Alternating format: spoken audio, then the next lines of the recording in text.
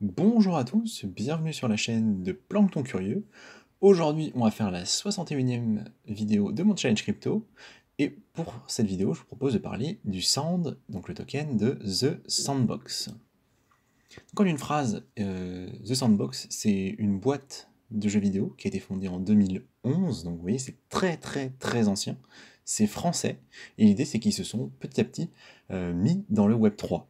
Donc l'objectif qu'ils ont ou qu'ils avancent, c'est de démocratiser la technologie blockchain par le gaming, et je trouve que c'est une bonne idée, parce qu'en fait, on n'aura pas tellement besoin de savoir que c'est une blockchain qui est derrière, juste on va acheter, vendre des tokens, des NFT, gagner peut-être de l'argent, potentiellement aussi en perdre, faire des achats en tout cas, via une plateforme, et derrière, bah oui, c'est de la blockchain, mais en fait, on se posera pas trop la question du pourquoi, du comment, et je pense que c'est une très bonne façon d'envisager l'adoption crypto. Donc ça, bien joué à eux, je trouve, bonne approche. Ils ont l'expérience, du coup, ils sont là depuis 2011, c'est français, donc ça, on apprécie quand même. À savoir, du coup, pour l'historique, qu'en 2012, ils ont commencé dans les jeux mobiles, donc sur téléphone, hein. Puis ils sont lancés sur Ethereum en 2017, donc ils ont développé en fait leur écosystème sur Ethereum, ils n'ont pas leur propre blockchain, et la marketplace pour The Sandbox, donc pour faire les premiers échanges, existe depuis 2021. Derrière l'entreprise, c'est Pixel, il y a également TBS Gaming Limited et une fondation pour The Sandbox qui lui est dédiée, donc la fondation The Sandbox. Il se positionne en 46e position, donc The Sandbox, à savoir qu'évidemment son cours a énormément évolué, sa capitalisation aussi, c'est ce qui fait qu'il est en 46e position, mais qu'il n'y était pas il y a une semaine. Donc au moment où j'ai fait la vidéo, c'était 1 milliard sous pile sa capitalisation, ce qui est quand même pas négligeable.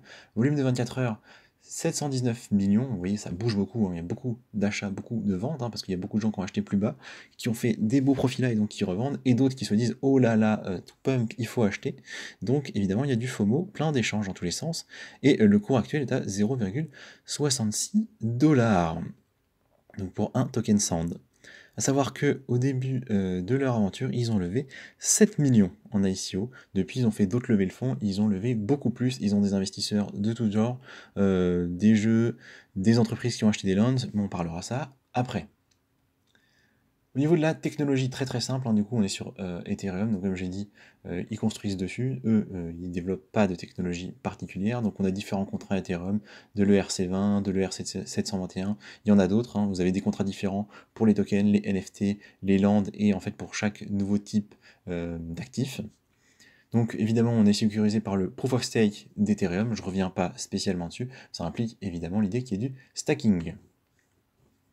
Au niveau de la tokenomique, on aura une supply max de 3 milliards qui n'est pas censé aller au-delà de ces 3 milliards. Pour le moment, sont émis 50%, c'est à retenir parce que ça veut dire qu'il y a encore la moitié des tokens à émettre. Donc potentiellement, selon le rythme d'émission, que je n'ai pas trouvé, hein, je ne vais pas vous le cacher, j'ai pas trouvé l'information, mais selon son rythme, il peut y avoir quand même un poids sur le cours du token au fil du temps. On voit que là, pour le moment, il le subit pas trop parce qu'on est dans une semaine de hausse qui est complètement dingue, mais sur du long terme, c'est quand même une information à prendre en compte. Au niveau de la répartition initiale, donc au tout début, ils ont émis 560 millions de tokens, donc au final un tiers de ce qu'on a en ce moment. Et la répartition, vous voyez quand même beaucoup rester aux mains des fondateurs, en réserve, les gens qui ont participé, donc vous voyez, l'équipe globalement, le projet ont gardé beaucoup. Il y a eu le Binance Launchpad, il y a eu 12%, et ce qu'ils appellent Seed, 18%. Au niveau du coup de l'utilité du token, il va servir à l'achat, à la vente de NFT, hein, aux transactions. Donc évidemment, il y aura les frais de gaz liés à ça. Il va servir en récompense de stacking et il va bien évidemment servir en fait d'incitation pour faire venir des gens sur la plateforme. Mais on voit que c'est un petit peu limité. En fait, dans leur business model, ils doivent proposer des nouvelles fonctionnalités, ils doivent apporter des nouveaux jeux, ils doivent donner en fait envie aux joueurs de venir dépenser le token parce que la problématique qu'on a en général sur les play to earn, c'est qu'au début on achète, et puis après on veut gagner de l'argent en fait en tant qu'utilisateur. Donc on veut pas racheter des trucs avec le token, on veut pas racheter des tokens. Au contraire, on veut en créer et en vendre. Donc en fait là, il faut créer des incentives, il faut créer, je sais pas, des skins pour les personnages, il faut créer des nouvelles choses à acheter en fait pour que les gens dépensent leur token et aient envie d'acheter pour maintenir le cours. Sinon, à long terme, on a un cours qui a tendance à baisser.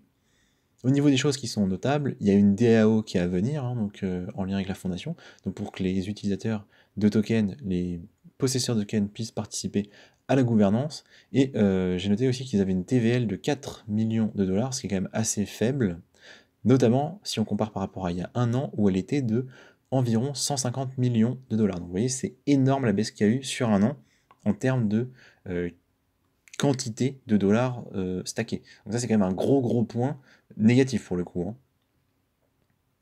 Donc globalement ce qu'on peut dire c'est que c'est un des plus gros projets français, et rien que pour ça, ça fait plaisir d'en parler un peu, et que je pense que ça mérite d'être suivi. Ça existe depuis très longtemps, hein. Depuis 2011, hein, donc ils ont une forte expérience dans leur milieu, ils savent comment faire fonctionner leur projet, comment attirer les gens. On peut le voir d'ailleurs, hein, sur leurs réseaux sociaux. Twitter, ils sont 1 million, Discord 300 000, Instagram 180 000 personnes, donc ils ont quand même une bonne idée de comment faire. Ils savent que ce qui marche bien aussi dans les modèles économiques, c'est le gratuit, donc il y a quand même une grosse partie de leur jeu qui est gratuit, où on peut accéder à des événements, à des mini-jeux, enfin bref, à différentes choses qu'on peut faire de façon gratuite et générer un peu de tokens, donc ça c'est vraiment sympa pour attirer du monde. Ils ont une bonne commu qui est... et du coup ils sont bien positionnés vis-à-vis de celle-ci, je pense. Donc ça c'est quelque chose de positif. Comme je le disais tout à l'heure, il y a plein de partenariats, donc on le sait, hein, il y a plein de marques qui ont acheté des lands dans The Sandbox, et d'ailleurs les lands coûtent maintenant extrêmement cher, c'est difficile d'en avoir, mais c'est-à-dire qu'ils se sont positionnés, ils ont envisagé la chose, notamment de par l'aspect métaverse qu'ils sont en train de développer, de mettre en place. Ils proposent quelque chose d'assez énorme, c'est d'avoir 5000 jeux pour fin 2023. Alors là, je ne sais pas comment ils vont faire. Je sais qu'il y a quand même l'idée que les joueurs dans The Sandbox en fait viennent développer des choses, donc l'idée c'est qu'ils vont attirer beaucoup de monde. Le développement est très facile, hein, de jeu, c'est vraiment facilité, c'est pensé pour être accessible, pour que les gens puissent se développer. En même temps, l'idée de The Sandbox, c'est bien évidemment le bac à ça, donc c'est vous venez, vous créez des choses, et les gens viendront et bien sûr votre land pour essayer ce que vous faites, éventuellement essayer de gagner des tokens, et payer peut-être pour certaines fonctionnalités. Donc je suppose qu'ils partent sur cette idée-là, qu'en fait les gens vont beaucoup développer de choses dans l'année. À suivre du coup, ça peut être très intéressant. À noter aussi qu'évidemment, la thématique métaverse est très à la mode, hein, donc tout ça marche bien. Par contre, ils ont de la concurrence, hein, notamment Decentraland, notamment Meta qui a investi énormément, hein, Meta, donc Facebook, hein, qui est l'entreprise qui a le plus investi dans le métaverse, même si pour moi ça paye pas, ça finira bien par donner quelque chose. Et on a Galagame aussi, dont on a parlé récemment, et qui se comporte très bien en termes de valorisation ces temps-ci. A priori, point technique que j'ai noté, c'est que la centralisation de l'architecture semble être existante, donc il y aurait a priori un serveur sur AWS, hein, donc Amazon Web Service. C'est une information qui date un peu, j'ai pas pu vérifier si c'était effectif et s'il y avait eu des modifications depuis, mais j'ai pas de raison de le penser non plus. Ça c'est un point qui nous plaît pas forcément beaucoup, du coup. Globalement, ils sont sur une grosse communauté qui existe depuis longtemps, donc il y a beaucoup d'attentes, donc il faudrait qu'ils arrivent à délivrer quand même beaucoup de choses dans l'année, là, notamment qu'ils arrivent à tenir leurs promesses, parce que sinon ça va commencer à décevoir, et ça peut être mauvais pour le cours du token également. N'oublions pas que nous, ce qui nous intéresse avant tout, c'est de savoir si c'est intéressant d'acheter ou pas. Enfin, bien évidemment, les lands sont devenus très chers, donc les gens qui vont se faire de l'argent, ce seront les gens qui ont des lands et qui ont investi il y a un moment dedans. Et enfin, ils sont complètement dépendants de leur communauté, c'est comme on le disait, donc c'est à la fois positif et négatif. C'est-à-dire que si on a une grosse communauté qui est active, c'est top, ça marche, ça attire du monde, ça fait quasiment de l'auto-promo, et à l'inverse, si les gens sont déçus, délaissent le projet pour autre chose, mais on meurt à petit feu, et ça c'est quand même très gênant. Donc globalement, projet très intéressant, très très enthousiasmant, je trouve, vraiment cool. En plus, c'est français. On est sur quelque chose qui se développe, qui existe depuis longtemps. La base initiale n'était pas la tokenomique, ni la crypto, ni la blockchain, c'était le jeu vidéo. Et donc, je trouve que c'est pas mal, c'est une bonne base pour construire. Donc, j'ai envie de les suivre, mais 50% d'émissions du token plus le pump qui a eu lieu récemment me donne pas envie d'acheter tout de suite. Et d'ailleurs, je vous propose de faire la transition et d'aller voir le graphique.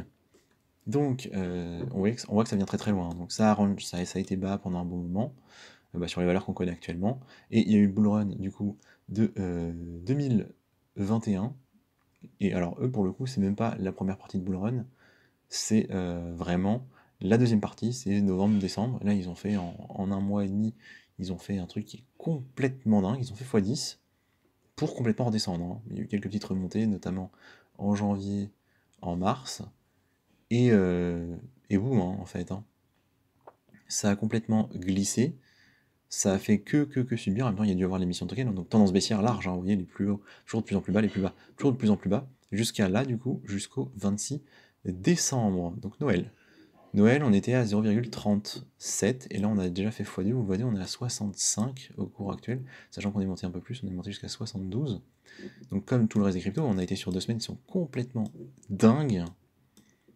Mon avis, c'est qu'on peut aller jusque là, il n'y a pas vraiment de résistance, donc c'est quand même assez loin, hein. On a encore 20% à prendre, ou alors, mon autre point de vue, c'est qu'il va y avoir une correction de l'ensemble du marché, parce qu'il va y avoir de la prise de bénéfices, ce serait complètement logique, les gens qui ont fait x2 là, ils vendent, ça paraît complètement cohérent, et donc peut-être retourner dans cette zone-là, même si c'est un peu bas, hein, c'est pas certain, entre du coup 0,5 et 0,45, et donc l'idée, ce serait quelque chose de un peu de ce style-là, c'est-à-dire un petit range comme ça, une baisse pour remonter jusqu'ici.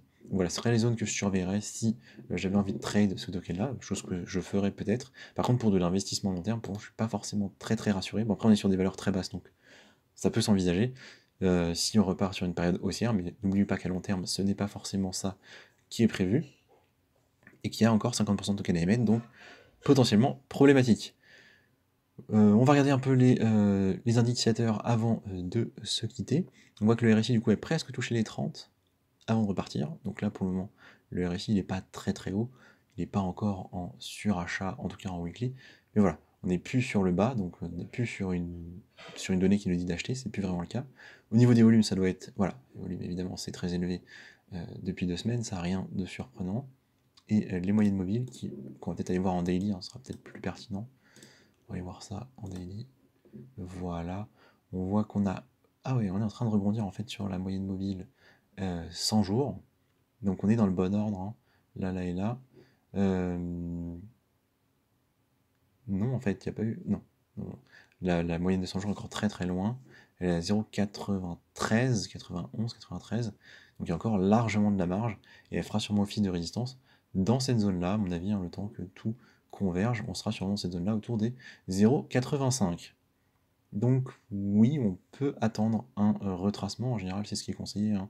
Quand on a des belles hausses comme ça, on sait qu'il va y avoir de la vente, mais là, l'air de rien, on est sur un nombre incalculable de semaines, hein. Je crois qu'on est sur une dizaine de semaines de hausse, c'est complètement fou. Ah non, c'est des jours, excusez-moi, une dizaine de jours du coup, oui, donc 2 semaines de jours de hausse, j'ai dizaine de semaines, c'est quand même complètement dingue, c'est pas possible. Donc non, à peu près 2 semaines de hausse, il faut s'attendre à un petit retracement, mais il n'est pas certain. Il n'est pas certain parce que ça peut poursuivre jusque-là. Donc voilà. Moi, j'achèterai pas là sur une bougie verte, hein, c'est pas ce que je ferais, j'attendrai ce retracement-là, et s'il n'a pas lieu, et bah tant pis. Voilà, globalement, ce que je voulais vous dire sur The Sandbox. Merci de m'avoir écouté, et je vous dis à la prochaine.